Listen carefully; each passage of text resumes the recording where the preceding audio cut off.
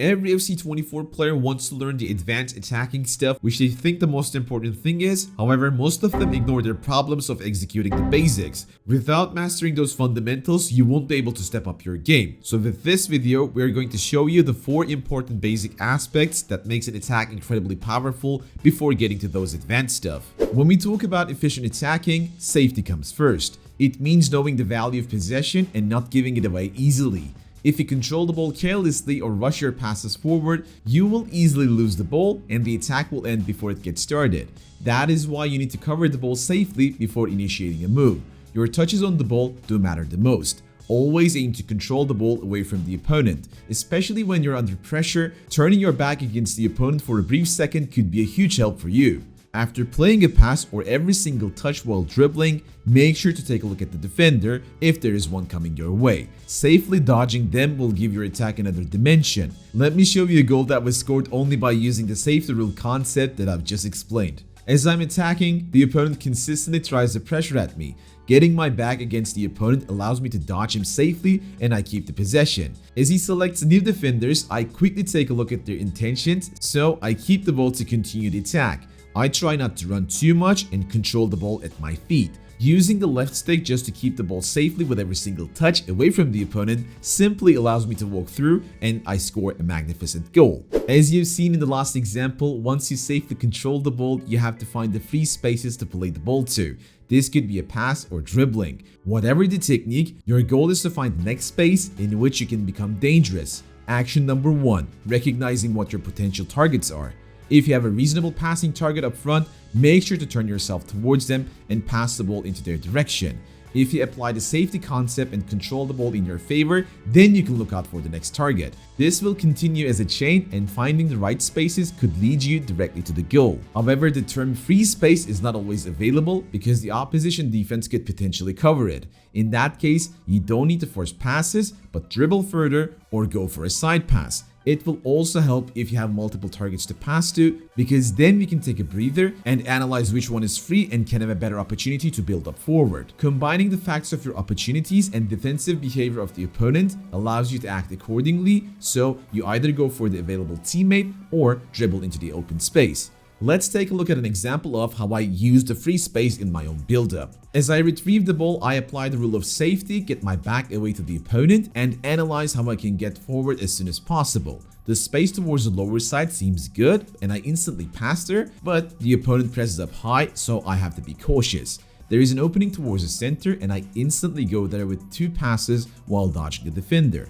While the ball is traveling, I take a look at the pitch again, seeing the lower side free once more, and pass the ball to my wingback who can explore there. Now, all of my passing targets are being covered, but my wingback is free. So, I decide to use this to my advantage and sprint forward to the free space available on the side. The midfielder shifts towards the wing to cover me, and he will leave a spot open, and this creates a new free space for me. I have to use it. I control the ball safely away from the opponent and get the ball towards the middle. I look again towards my potential targets and in the meanwhile walk forward without losing too much momentum. Just because the opponent selected his left center back, I hope that he will create a free space in the back while pushing him out of his position, and I want to create the passing angle towards there, so passing the ball once more to my wing back who is free on the side creates the perfect passing angle towards my striker. We got to this 2 versus 1 situation by exploring the free space concept. The opponent will probably stay somewhere between the strikers to prevent the pass, so this will leave the running lane forward open. Another free space. This time I run forward to use my speed to get past the opponent, pass the ball inside and score the goal. Thanks to my colleague Kruzave, we have a detailed course on the Guide Plus that consists of 4 in-depth tutorials which will help you to execute these aspects perfectly. The first lesson is completely free, so make sure you click the link in the description and don't miss the valuable information you need to learn. So far in the examples, we have seen that the players were active in the offense and received the balls in the right spaces, but I still see a lot of players complaining about, oh, my players are not moving, they're just waiting. If your players are too static in the build-up, This might create a problem for you because you can't find anywhere to pass to, and this is why you need to create movement yourself to create space. This can be done with several methods. The easiest way to make a player move into the free space is to send them forward with the L1 LB button. Point them out with the left analog stick and tap the L1 LB and watch them start a run forward. If you want your current player to start a run, you can use the 1-2 pass by passing the ball while holding on to the L1 LB button. Right after your player passes the ball, he sprints forward into the space. Let me show you how I use this with an example. As I retrieve the ball, I see the free space in the wing and I want to explore there. However, my attackers are too static and I need to create a movement from the back. So I go for the 1-2 pass with Zidane and make him run while preparing a pass towards his side. I wait for him to complete his run as I'm dribbling the ball forward, then go for a through ball which allows him to get the ball in behind the defensive line and score the goal. However, running forward is not the only way to use the space. Sometimes our players stay too wide away from each other that the space in between goes missing. In those cases, point your target out with the left analog stick again and tap the R1 RB button. This will make them come short and it will allow you to fill the free space that is closer to you, which makes the build-up much easier. Using all those elements, you can create an attacking pattern and sometimes the opponent can adapt to it.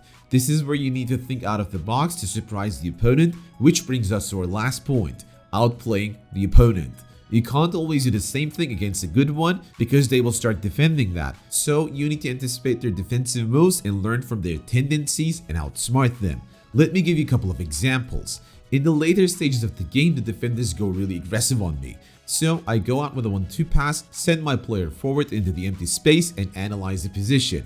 If I cover the ball well enough and watch the defenders move, I can potentially break the defense. Since he moved his wingback out, he will desperately try to cover the space with the center back and rush towards my winger. So I turn away from there and watch what is happening. He commits to that move and creates even more space in behind, so with 2 passes, I explore the space. I have the advantage in an almost 1 versus 1 situation with the keeper while he's trying to run back as fast as possible and also bring the keeper 2-3 steps forward. He will definitely commit with the defender in the same direction, which is why I calmly roll the ball and create a finesse angle towards the far post, which is very easy since the keeper is also not in the goal. The very same opponent. Throughout the match, we observed and learned from him. Now I know he will commit again and bring his keeper out. Since I know his next move, I need something to outmove him because the angle is much tighter in this one.